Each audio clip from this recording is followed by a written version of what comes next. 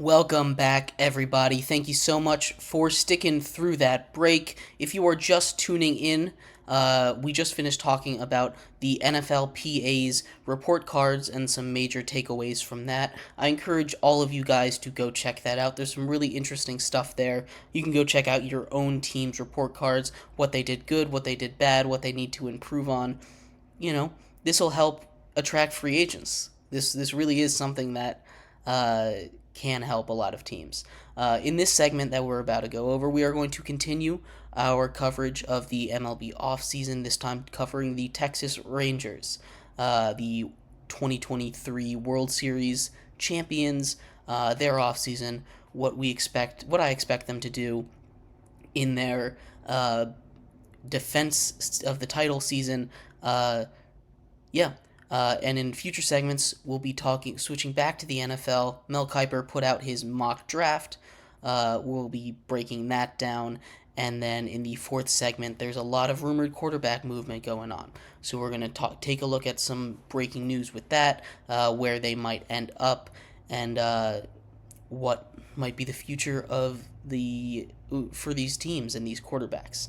But before we get too far into this segment, I'd like to remind everyone that if you would like to become a bigger part of the show, all you need to do is go to GSMCPodcast.net. You leave a tip or donation by going to this website. With a comment, it'll scroll across the bottom of the screen. We'll have a little discussion. Be an even bigger part of the show than you already are. Again, that link is GSMCPodcast.net. We appreciate all of your support here at GSMC. But let's get right into our second segment. We are going to be covering the MLB offseason files part 5. This time the Texas Rangers. The Texas Rangers had the best season you could possibly have in baseball. And it's a shame that we're talking about them. 5th, World Series champion. You can't get much better than that. You really can't get any better than that. For those who are unaware, they defeated the Arizona Diamondbacks in the World Series. This is their first World Series as a franchise, so they are in title defense mode.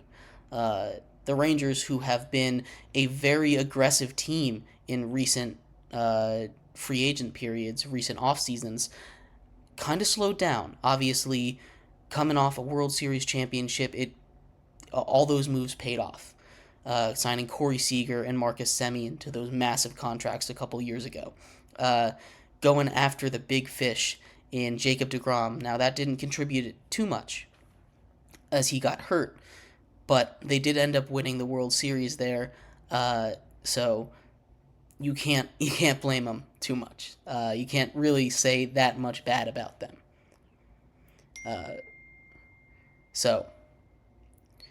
The Texas Rangers were a little more quiet than usual, with at least this regime has been usually.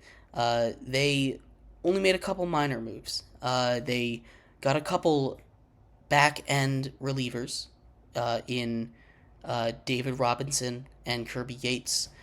Kirby Yates coming over from the Braves, where he served as that late inning, 7th, 8th inning type guy. He had a really solid season over there. He could transition into a closer role later on down the line, depending on the situation there. They already have a closer in Texas on that team, so they seem to have it locked up. But another guy they brought in, David Robinson, another veteran, another guy kind of like Kirby Yates, who is coming over from the Mets. They both had pretty solid seasons last year. They both kind of fit that same role. They both could close if you needed them to. They both have closer experience. But like I said, the Rangers already have a closer, so they're not going to get that closer role right off the bat. If anything is to happen, their closers struggle. I expect David Robinson to get the first crack at that closer spot, and then Kirby Yates. But they went out and they addressed that pitching staff. Along with those two in the bullpen, they went out and they got Tyler Mahle, previously on the Minnesota Twins. Now, he is hurt. but bring him over from the Twins on a relatively cheap deal. They are shoring up that pitching staff. He won't be there for the first half of the season, as, like I said, he is injured. But you add that to a rotation of Max Scherzer and Jacob deGrom when he's healthy again. Maybe Jordan Montgomery is still out there. So is Blake Snell. I don't expect them to get Blake Snell, but maybe they'll still re-sign Jordan Montgomery. We saw the first of the Scott Boras clients go a couple days ago with Cody Bellinger re-signing with the Cubs. So maybe we'll see a reunion with Jordan Montgomery to the Rangers. And again, that would make the pitching staff up there in the league when healthy. Obviously, that's the caveat. They've got a lot of older or injury-prone guys on that roster. Tyler Mahle is injury-prone. Jacob deGrom is injury-prone. Max Scherzer is getting older. But those three guys at the top of your rotation, in a perfect world when they're all healthy and they're playing, that's a really, really good rotation. So, title defense season, they brought back Adolis Garcia, their big star from the playoffs, on a 2-year deal. He is back there. They didn't really lose too much. They lost some depth at catcher, and they went and got Kaiser as a pickup there as well. So they didn't really lose that much from their team, which you don't see too often. You don't see a lot of times, especially in baseball, an entire roster basically come back after winning the World Series. They go off and they get paid that World Series tax. You know how it works. But on their quest to repeat as champions, the Texas Rangers have basically brought back the same lineup. At least all their big players are back. Now, obviously, Jordan Montgomery is still gone. He is not a major player, but he played a key role in those playoffs. He pitched really well down the stretch. So, looking ahead to their 2024 season, obviously, they just won the World Series. So it's going to be good. This team, their offense was so explosive last season. Their offense was one of the best in the leagues, and it was their pitching that was the real weakness. And they were able to make that up. Obviously, won a World Series. I keep harping on that, keep going back to it. But as far as repeating, they are in a really tough division.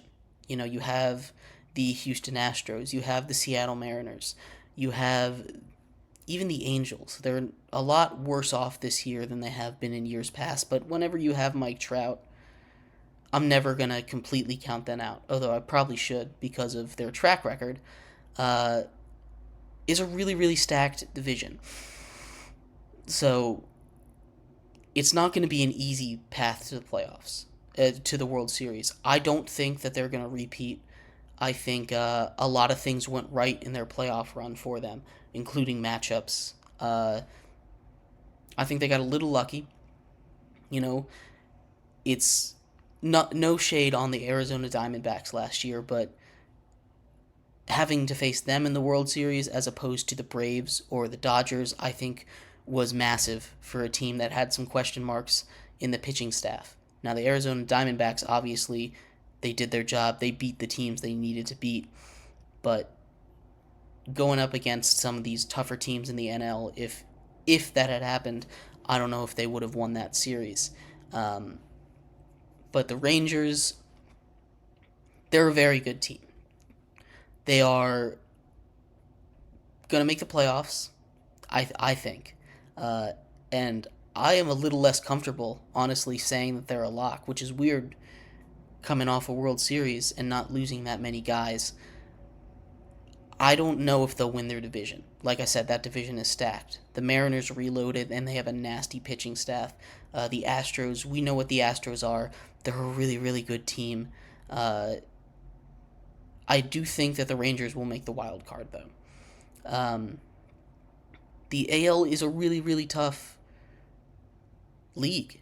You have the East and the West, both of those divisions have three teams at least that could conceivably make the playoffs this year. That if you put them in the playoffs, most people would be like, yeah, I guess I can see them making it. In the East, you could even go 5 deep if you really want, and in the West you go 3 deep. So it's a really, really tough title defense for the Texas Rangers.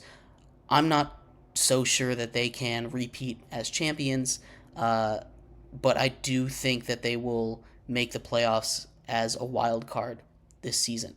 Now, obviously, we've seen their ceiling. Their ceiling is a championship, but their floor, I honestly wouldn't be shocked if they missed the playoffs this year, and that might be a little bit of a hot take, but that AL really is just so stacked.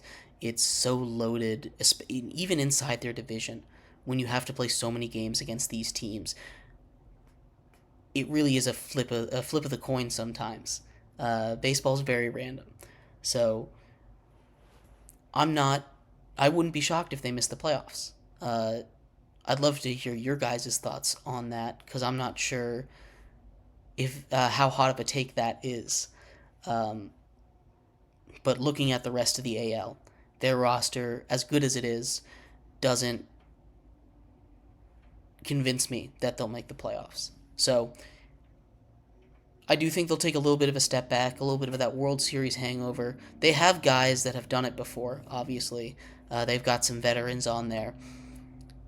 But I'm not super convinced that this team is on the path to repeating, especially with those teams in not just the AL, but you look at the reloading that some of the top teams in the NL did in the offseason. So yeah, like I said, I'd love to hear your thoughts on the Texas Rangers, their upcoming season, and their offseason. I thought it was a solid offseason for them. They were able to keep most of their guys, but I'm not convinced that they'll make the playoffs. I think they will, but I wouldn't be shocked if they didn't. Yeah. So in our next segment, we are going back to the NFL. We're going to break down Mel Kiper's mock draft that came out today. If you are just tuning in, I appreciate you guys for sticking around. We're going to go on a quick break, and we will be right back. Thank you so much.